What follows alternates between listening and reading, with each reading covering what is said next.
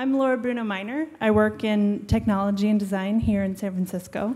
And I'll be talking to these ladies who you heard a lot about. Just casual, to go back over their bios a little. Jane runs a company called SuperBetter, or she's Chief Creative Officer. And they work using the tools of game design to empower people to tackle their toughest health challenges, especially depression, anxiety, and chronic pain. So we'll be hearing from her on the sort of software side and the game development side, how she's creating tools that help people with their health. And then Dr. Aenor Sawyer works on the clinician side. She's at UCSF, and she's involved with many programs that are supporting health science innovators from the clinician side. So it'll be great to hear both of your perspectives. One thing I do want to make clear before we get started is that when we talk about design, we're not just talking about the look and feel, we're talking about problem solving and innovation. So it's not just the way something looks, it's the way it works, it's how it helps people, it's how it makes things more efficient, etc. So let's jump right in. I think often the best design comes from empathy for the end user. And both of you have had life-altering experiences with your own health. Can you each talk about how that's influenced your work? We'll start with Jane. Sure. So I had an experience 3 years ago that inspired the game that our company has now created. I hit my head, I got a concussion. The concussion didn't heal properly, and I went through about a year of what they call post-concussion syndrome. I wasn't able to read or write, and so I wasn't working. I couldn't be around lots of people or bright lights. And part of what happened is I went through severe depression and anxiety around that. And it was definitely the hardest time of my life. And I had been researching the psychology of games for about a decade, and knew that games help us provoke positive emotions, they help us strengthen our social connections. So I wound up creating a game to get through my own depression and anxiety. What was interesting was after it worked for me, I posted the rules online, and I started hearing from thousands of people all over the world who were using it not just for traumatic brain injuries, but for clinical depression, for chronic pain, even for terminal diagnoses, people playing with stage 5 cancer, with ALS, to try to get braver and stronger and happier and feel better understood by their friends and family, and to support the caretakers in their lives. So that was really cool. We had thousands of kind of user testers before we even had a product. And we spent the last couple of years honing the product and really focusing on how changing people's sense of self-efficacy and social support can allow them to kind of take more responsibility for their health, to feel empowered, and to find ways to make a difference in the outcome of their health. Great. And Dr. Sawyer? Yeah, so a couple things have informed my work over the years, and one of them was just professionally. I started as a physical therapist, and some of the characteristics about me that have evolved are, actually they may be on that Affymetrix chip, they might be pretty hardwired. One is that I love to collaborate, that I like to problem solve, that I need to serve a purpose, and that I'm not very patient once I see a problem and I think I have a solution. So those things were shaped a bit by my experiences, but also reinforced because I think they're pretty much set in there. But I started as a physical therapist. Our work as a therapist is very collaborative, very team-based. And then I went into medicine, became an orthopedic surgeon. And the model is quite different, and I have always been striving to maintain team-based care in my work. So that informed my work, just that professional background. And my chief resident year at Stanford in orthopedic surgery, I was diagnosed with a significant cancer, which suddenly derailed me, and the words were, "You have to pull the ripcord." And I was handling the big ortho traumas every day. Every other day I was on call all night. And it was a stunning thing to shift from one side of the white coat to the other side of the white coat, and particularly in your own hospital. But coming through that, there were significant lessons for me in that. Of course, I learned many things about the user experience from the patient side, and those lessons stay with me. I was able to get back on my feet, and actually they held my fellowship for me back at Harvard, which was very gracious of them. So I completed that, and 7 months into private practice, finally having arrived at my big dream, I was diagnosed very incidentally on a surveillance test of bilateral lung mets. And at that point, I was given a 30% chance of living for 5 years. And so I basically said, I'm a surgeon, let's find out where they are. We did a PET scan. I said, cut them out, and then give me everything you've got, so I have no regrets, whatever the outcome is. I tried as hard as I could. So for whatever reason, I am still here. What it did for me in the immediate process was I suddenly felt like, how am I going to serve a purpose if I'm in this condition? And I still wanted to serve a purpose. But as an orthopedic surgeon, most of you have seen the cartoons. We do swing big mallets. We replace big joints. We reduce dislocated hips. How could I do the things in medicine, let alone maintain a presence for patients, fully attentive to them when I had these issues? And so what I decided was perhaps I could serve a purpose by applying in a creative and judicious way technology to healthcare to maybe improve the quality of our care and to provide access to more people. So that set me on that path back in 2000, looking at our large group and our inefficiencies and our duplicate data entries or our lack of data available from one person on call to the next. And I did a search for a very early stage EMR, electronic medical record, and as deficient as it was the best I could find. It was in some way physician-derived at the user interface. I did a lot of customization, and I learned some huge lessons in that I think would be useful. And one is engage the end users early so that you understand them and you also have their buy-in, and have a system that's flexible enough that it'll accommodate the various practice patterns of people and fits easily in the workflow already. Those are just some simple things to throw out, and we can get more deeply into design ideas. Beyond that, I have been fortunate enough to stay alive for this exciting explosion of technology and all the capabilities I see in it. And I want to be able to participate in it, and I feel very excited about the ability to do that. But what I've noticed is a throwback to my PT days, that the best way to actually make big gains in this is to go back to the team-based method again, and to have people from very different disciplines come together, and I think we're going to get more into that. Okay, great. So we're hearing that Jane came from the technology side because of this traumatic brain injury she had in her recovery, and how she realized that she could help other people with the same tools she helped herself. And Dr. Sawyer came to the technology side by realizing it was a great use for her collaborative skills. What are some of the cultural differences that you guys have come up against in combining these two worlds that have very different cultures? Wow. Well, I mean, we've been lucky. When we first started creating our prototype, we had some great partners at Ohio State University Medical Research Center. One of the things that Dr. Sawyer and I have talked about is how do you get engaged early on with real practitioners, real clinicians, real care centers, so that you don't accidentally make a product that nobody wants or nobody can use. And Dr. Schlane said the same thing this morning on the panel, right? Sit with a doctor for a week. You can't just make something you think is cool and expect people to use it.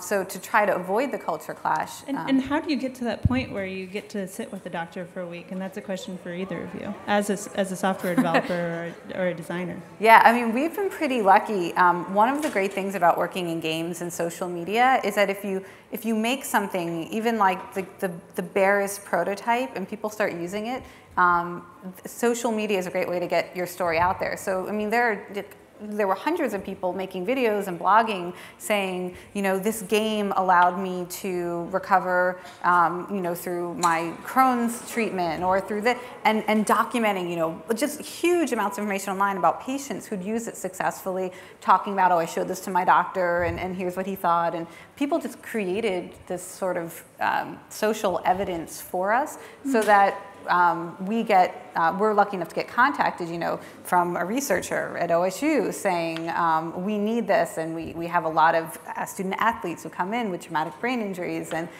so I think, from our point of view, from the technology side, getting users, very early on to be telling these dramatic stories, documenting what you're doing so that practitioners can hear about it and find it has been a good strategy for us, rather than just, trying to, like me walking up to you and demoing something is not going to be as effective as you being able to see it sort of being used already, I think, and maybe be able to bring your own context to it. Yeah, I think those are really good points. And I would add to that, first of all, we're fortunate at UCSF. It's an incredibly vibrant community. We're working very hard to create fertile soil for the clinician innovators and the research innovators on campus. And so we have a really great facility to bring a lot of pieces together, as you just heard from the prior panelists as well. What we do know is we need to partner with people outside of our domain, and people outside of our domain are anxious to partner with us, which we're very excited about. And so we've got open doors, and I want to extend that. So if there are people in the audience, and we set up a little clinical dating system back here, speed dating, if you want access to frontlines physicians and you're having trouble, please reach out. Please reach out to me or my colleagues, because we want that to happen. That's a critical piece of solving these problems, which we're all, I think, oriented around right now, the triple aims of improving health, improving care, and also lowering costs. And I put into that increasing access. So I think we all have these common goals. And if you're having trouble getting access, please let us help you. I feel so strongly about it that we have to work together from different disciplines, that if I could just speak to that for a minute, I'd like to say that I've learned that, and I am a practicing orthopedic surgeon again, I've been fortunate enough to be able to get back to that, but I'm very passionate about using technology in healthcare. So I've learned in my last few years of this that we need to work as a team. It can't be we're way over here and we have the solution, and we're way over here, but we know the problems. And it's not just technologists and providers, it's more than that. So I looked at these, I was looking at things from a different aspect when I started to give the talk. And what I left out is that I was just back on the operating room table again a couple weeks ago, had another condition to deal with along the same lines, but I'm fine. And I had a realization that everything I'd prepared for this talk didn't exactly fit, including my suit, because I lost a little weight. So what I had to do is sort of take into account all that was happening and running through my head. It might have been the drugs, it might have been the fear, it might have just been being able to be still for that long. But I went away from that thinking more in terms of the fact that we have to figure out how our cultures can talk to each other, and how we can find respect for each other's talents and skills and what we bring to the table. So when I looked at this, of course, I'm on a panel with a rock star, Jane McGoningal. So I went, of course, and listened to the TED Talk, and she profiled a gamer because I thought I need to know more about them. And I listened to her talk about these are people who are very excited, they get very engaged, they love the big win, they want to get around obstacles put in front of them. And I was thinking, these sound like my colleagues in medicine. We have very similar traits. And then I started looking at designers, and they want to use creativity to create impact and influence people and generally better their lives. And I thought, well, that sounds really familiar.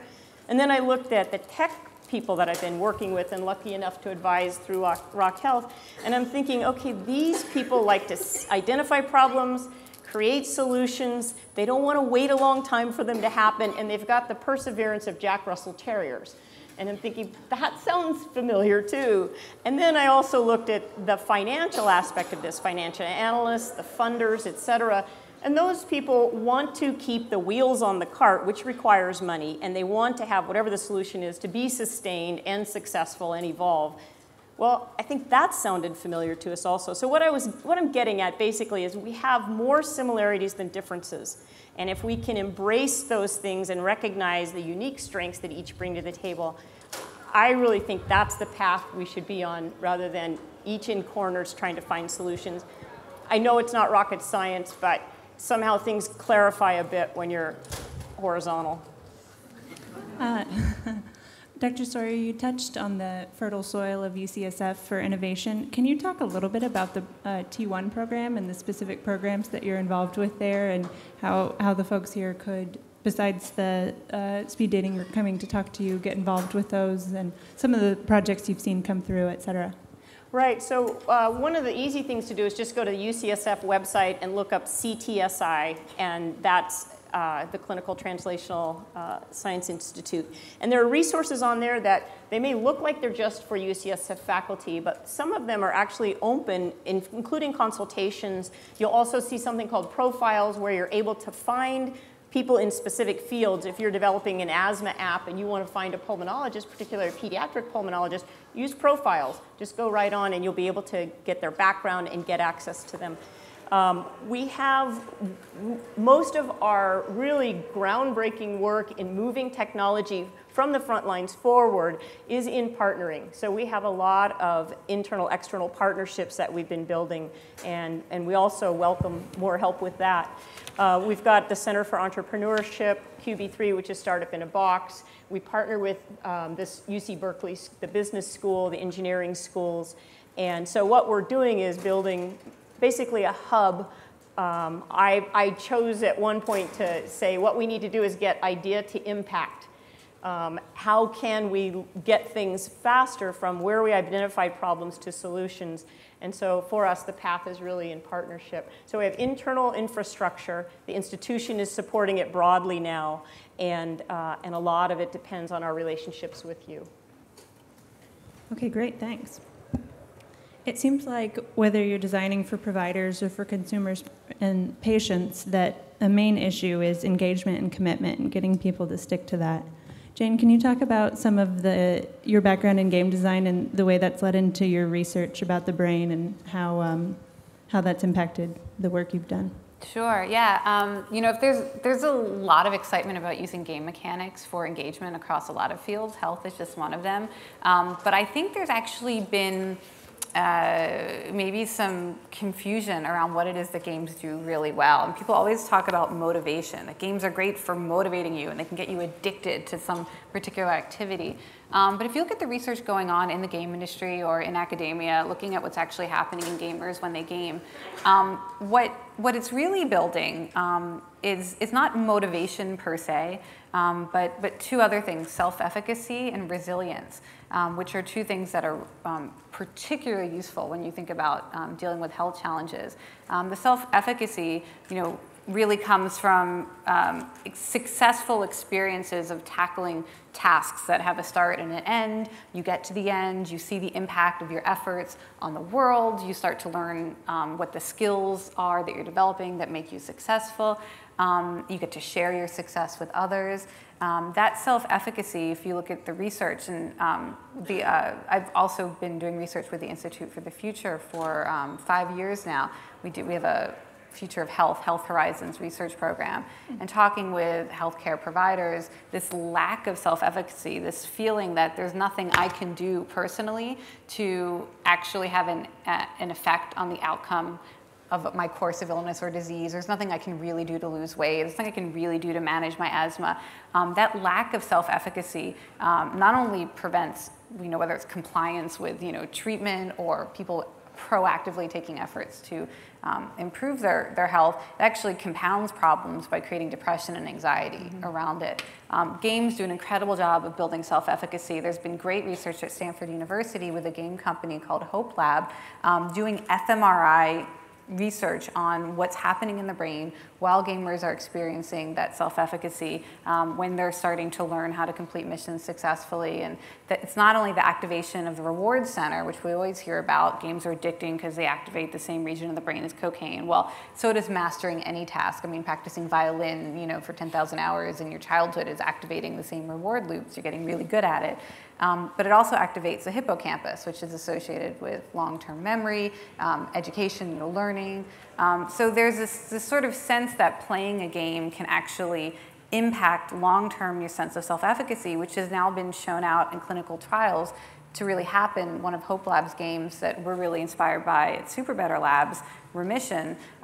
Just 2 hours of playing this game, young kids with leukemia who have to take oral doses of chemotherapy for 2 to 3 years, they could play this game for 2 hours and then followed up over a period of 6 months were shown to have 23% higher rates of the chemotherapy agents in their bloodstream because they were doing a better job of taking their doses every single day, not missing a dose, not getting scared off by the side effects, and to be able to, just from playing a game for 2 hours, could change their behavior. And when they interviewed the kids, it was all about, well, I know that doing this one thing will help me beat the disease. I believe that I can do something.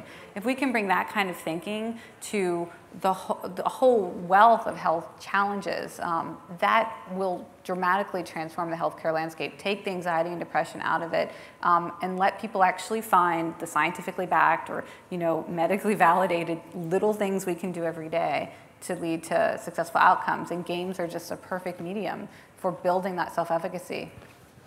So that was Remission by Hope Labs. By Hope Labs, if you guys want to check that out.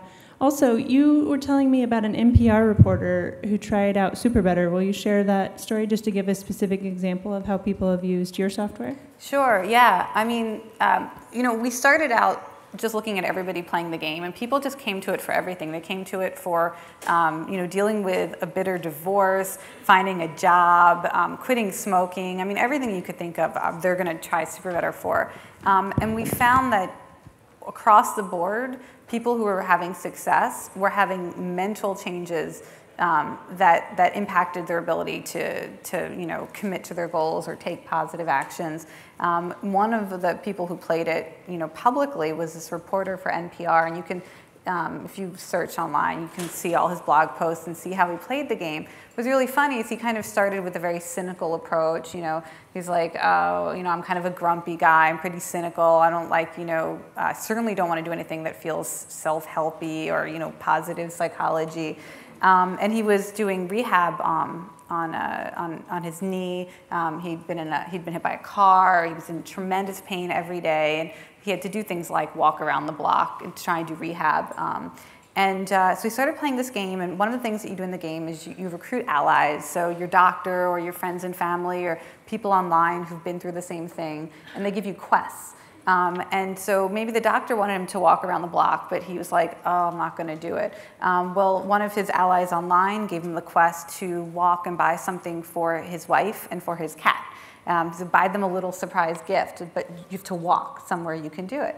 And just reframing the rehab exercise, which was literally the same thing, go walk for 20 minutes basically, but reframing it as something he could do for his wife, something he could do for his cat, and then show a photo of what you did.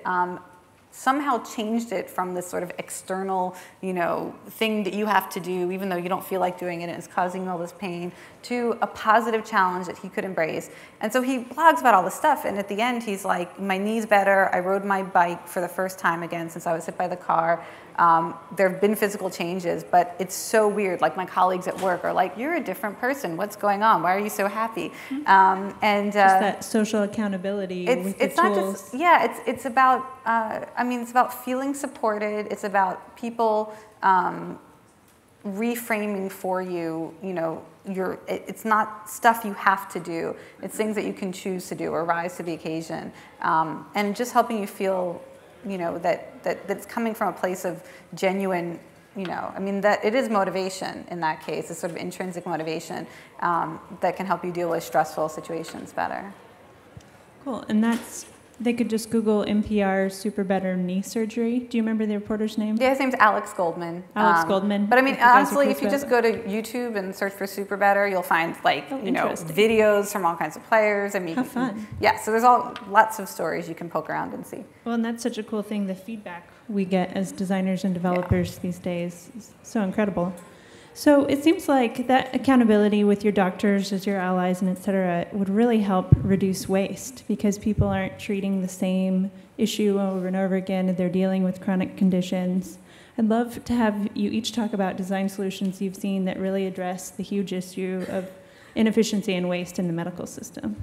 Do you have I'd be happy to. I wanted to piggyback a little bit because I think it's very exciting what Jane's talking about, having done cardiac rehab for 5 years, and it's all about lifestyle modification and how difficult that is, and we all know that for ourselves. And the ability to figure out how to make that happen in ways that we might not have been able to anticipate. It sounded like he was more motivated to buy something for his wife or his cat than he would have been to do something for himself. Who knew? And yet that piece of it got him up and moving. So there are many things we have to learn about this, and the gaming piece of it is going to be so powerful.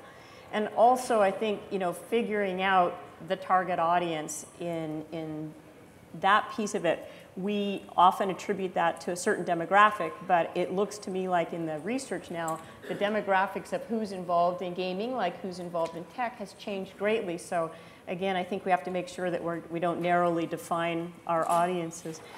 So of course, I think that there are many areas we have for improvement in healthcare, and the ability to apply technology, whether it's specifically gaming or technology in general, but always with the idea of designing towards improvement. I think that obviously if we can design towards minimizing duplicate data entry, that's a critical piece of a waste of time, a waste of money.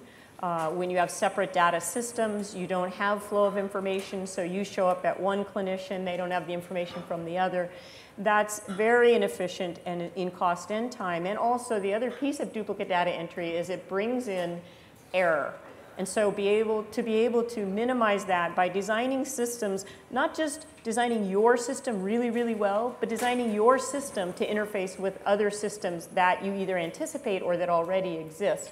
And again, that comes back to that cooperative nature of this problem solving, rather than siloing data in your beautiful system that serves a huge, wonderful purpose. Make sure it speaks to something else.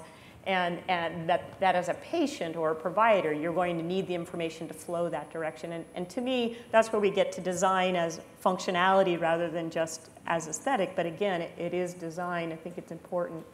The other piece of it, I think, is improving the experience for the provider and the patient, whoever the end user is. Improving their experience is a really important part of this.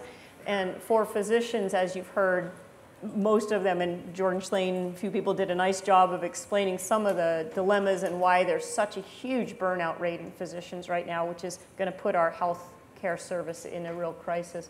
And I think that just looking at that and how can you facilitate their work without creating a whole new thing that is completely outside of their workflow. So design it so it fits into their workflow, but facilitates it and improves it in somehow, but also recognizes the pressures that they're under, which may be very different than the ones that are influencing you. And they're often competing. So we're talking about share the data, free the data, at the same time as I get 6 emails a day on HIPAA compliance and how that audit method is going to be increased and how the fines for that are going to be increased, and each physician is personally liable, as is each of the companies. So I think trying to figure out what are the forces at work on these people and how you're designing to improve the lives of your end users. Yeah, and from our perspective, one of the things we're really interested in is, can an app be a kind of first-line offense against things like depression, anxiety, in a way that's cheaper and more sustainable than more commonly prescribed methods, particularly pharmaceuticals or therapy. Way fewer side effects as well. Right, fewer side effects, and maybe a lower threshold to get somebody to try it. I mean, statistics vary by study and report, but we've seen that, as few as 1/3 of people who experience depression actually go and get treatment for it. The 2/3 not getting treatment might be because it's too expensive, or because they don't want to take drugs, or because they're not interested in therapy. Or the stigma. The stigma, yeah. So, are there ways to reach the 2/3 of people who aren't even engaging with the healthcare system around their needs? Because you can lower the price or you can lower the threshold for participation in the system is something that we're really optimistic about. Just to piggyback on that point, I wanted to say that when we talk about collaboration, the patient is a part of the collaborative team. And the more we can empower patients and we can facilitate by giving them right tools, also tools that link back to the healthcare system when needed, obviously that cuts down on costs and it does empower them. So I think that's really important. Right. What are some areas of healthcare you guys think most need some design love and some innovation? I could start by saying something very impractical, which is I think we need design expertise and system analysis from the 30,000-foot view. If you look at all the players and all the pieces of the healthcare system and start looking at these competing forces and competing incentives, I think it would be very, very helpful to start designing in mind of how do we create alignment, not just between different disciplines, but these way separate ideas. Like, so there are time differences that we operate in between tech and healthcare. There's the rapid iterative cycle. There's don't be afraid to fail over way at one end of the spectrum, more from the tech side. Over here, we're patient advocates. We're protecting our patients. We're using things that have gone through prospective randomized clinical trials. They take a long time. And you don't really want me to take a new instrument into the OR and fiddle with it when it's your case. You want us to use tried and true things. So the ship moves a lot slower over here, a lot faster here, but there's a way to create alignment across that spectrum. So I kind of came up with this idea called align design. And it would be great to figure out if there are some people interested in looking at all of these issues where they're discordant and saying, what can we do with design to create aligned design? That's very cool. What kind of similar things do you see in other fields? I'm thinking as you talk about that, something that has the power without necessarily being a government agency or, you know, university level.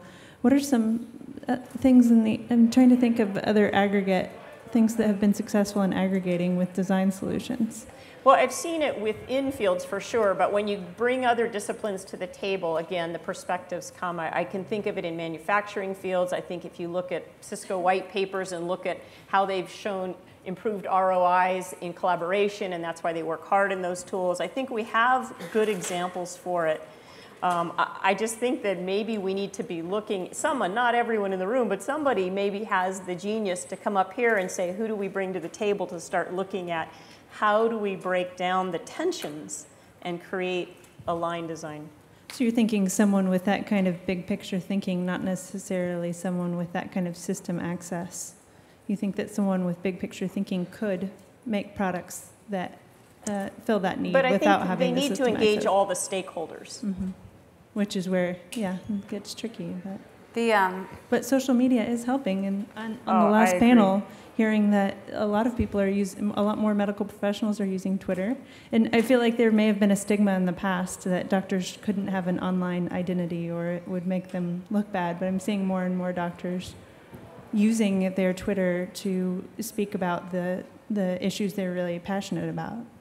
And that's got to make it easier to connect everyone. And I do think social media is playing a huge role, as is just the crowd mentality and that's created. And I love the term hybrid vigor. Like the more we bring from disparate fields, it's not just the sum of our parts. We make things a lot better. But I do think one of our tensions, here's another one to try to align, is that we don't know exactly where's the firewall from the protected health information to something where a patient who's working with a care team at home, and there's some beautiful software around that now, but when is that information, protected health information, when it's being transferred back to the patient's medical record and the physician's supposed to take an action and make an intervention on it, it becomes kind of slippery where that membrane is. And again, it shouldn't matter, but it does matter. We still do feel like confidentiality is important, and then there are also the financial implications for the violations and the breach of that. So again, more study on how to align those things, how to use lots of communication, but also do it in a judicious way. Well, yeah, and patient fear. I have a 23andMe account, and there was a lot of fear about, will this get into the wrong hands in the future? And I'm sure that's a big issue in electronic medical records and everything around that is how safe is this data? Well, I felt like this during the AIDS epidemic where in some ways technology of diagnosing, et cetera, again, we're in this phase of where technology has sort of outstripped societal consensus. So we have the ability to do things that we're not sure how we feel about yet. And then legislation is way, way downstream from even getting societal consensus. But I think those are interesting things that we wrestle with. Although George Bush did pass a law saying that your DNA evidence was safe. I mean, who knows what that means, but there was legislation saying that insurance companies couldn't use that. So sometimes there are exceptions. But Jane, what are some areas that you've seen from your side, looking at healthcare from a different lens, where you would just love to see more innovation? And yeah, well, we're really thinking about the social side of things. People's ability to help and participate in the health of their loved ones. One of the areas of feedback that we look at really closely is how caretakers are affected when somebody they care about is playing SuperBetter. And I think we've all had that experience when someone we know is going through a challenge, they get a diagnosis, or they have an injury, or they finally speak up about something that they've been dealing with for a long time. And there's a desire to help, but also anxiety or awkwardness.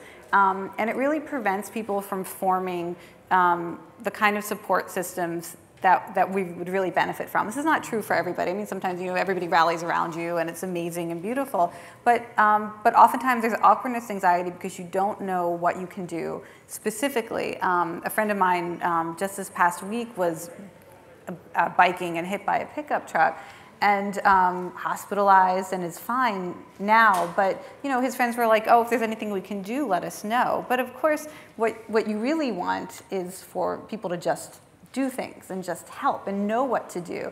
And so we're trying and without having been through that, it's really hard to know what that is. So it's, can we build on the collective intelligence of everybody who's been through everything, so that when, a friend of yours is in trouble, maybe they can't tell you what they need, but you can go online to this community and find out what is somebody who has been in a bike accident, hit by a car, hospitalized, and is home now. What do they need? And is there a community you can access for that? I mean, right now the internet is like this cesspool of anxiety when it comes to healthcare. And a spaghetti mess of everyone posts their problem, but no one follows up. And nobody comes back when they're not. Oh, by the way, my doctor said it was fine. Yes, no, exactly. I'm the worst. I always go on things, and I've diagnosed myself with terrible things online.